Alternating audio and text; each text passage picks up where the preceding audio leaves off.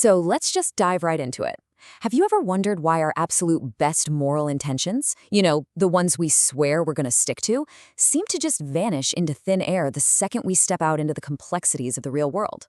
Today, we're unpacking a fascinating 2021 essay by Shui Feng. It's called The Practitioner's Confusion for Thousands of Years, and we're using it to solve a really deep behavioral mystery.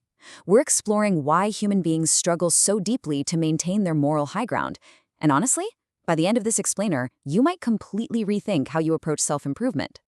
To really ground this idea, let's jump back to 2008. The author shares this highly relatable personal anecdote.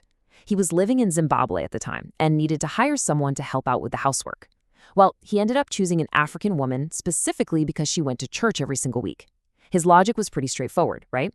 He figured, hey, a regular, devout churchgoer must inherently be good in both character and moral learning. It just seemed like a safe, logical bet based on the environment she chose to be in.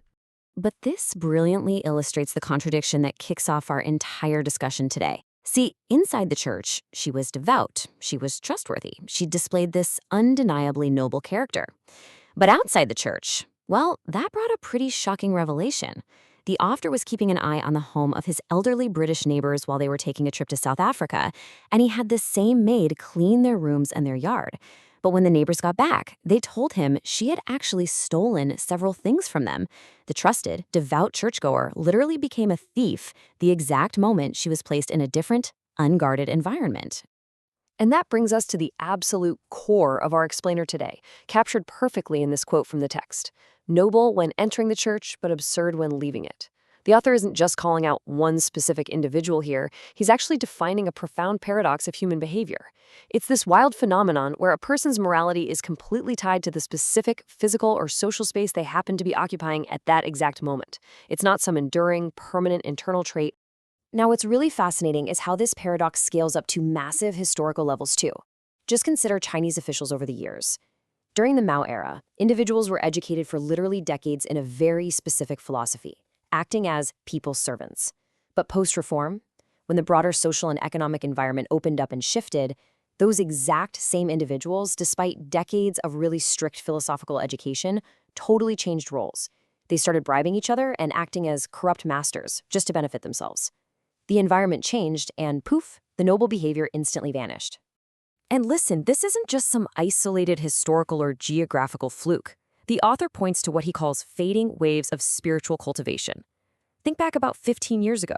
There was this massive upsurge in Western spirituality in Osho. It promised a totally new world, but then it just vanished.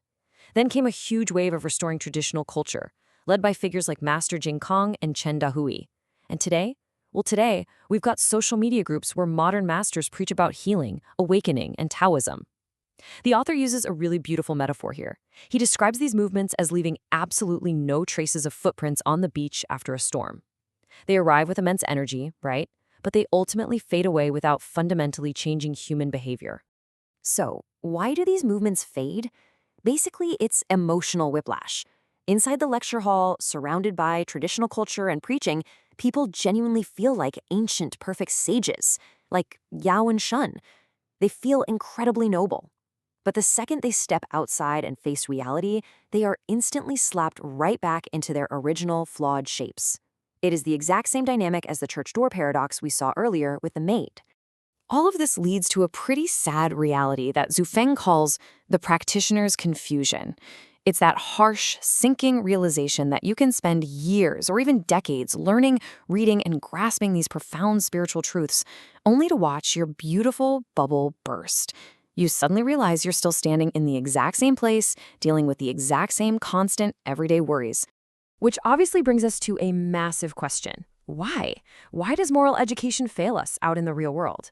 We literally have thousands of years of brilliant masters, endless spiritual preaching, incredible amounts of personal willpower, and unprecedented access to moral education online today.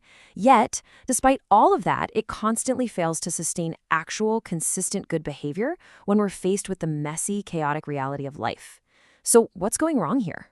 Well, the source offers a pretty radical solution. Program construction is greater than moral education. The author basically argues that moral education, all on its own, is entirely insufficient. Frankly, it simply doesn't matter how much you preach or how good the philosophy is. If you don't have what he calls program construction, you're eventually going to fail. Now, you might be wondering, what exactly is a program in this context? We're not talking about computer software here. It is an environment or a system deliberately constructed to maintain specific human states. And the absolutely crucial part, it does this by completely removing the soil and the conditions that allow bad behavior to grow in the first place. It acts as an absolute behavioral safeguard against the cruelty and the everyday temptations of reality. To prove that this isn't just some abstract philosophical theory, the author actually gives us a real-world case study. Back in 2009, he constructed a living example of this theory. He built an environment called the New Oases for Life program, specifically to put these ideas to the ultimate test.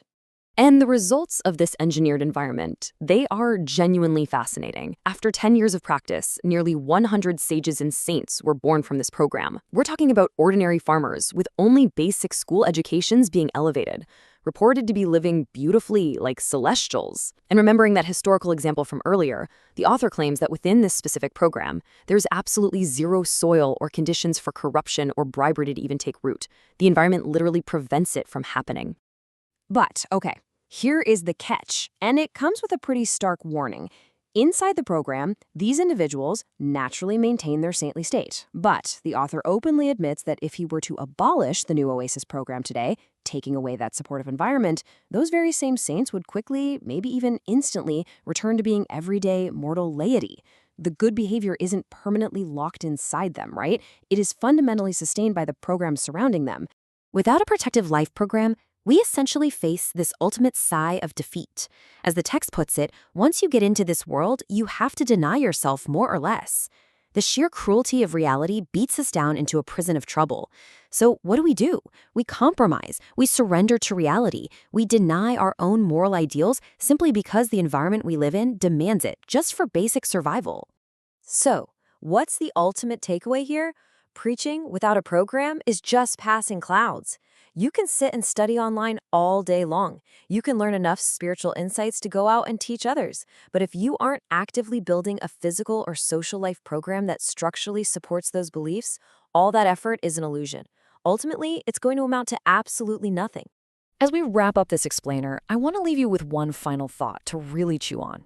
Take a look at your own life right now. Are you relying entirely on your own internal moral willpower to be a better person? Or are you actively building a program, a supportive environment that actually guarantees it? Because if the source material is right, willpower alone is eventually going to fail at the church door. If you truly want to change your behavior, you don't just need better thoughts. You need to build a better system. Thanks for learning with me today, and I hope this sparks some serious thought about the environments you're building for yourself.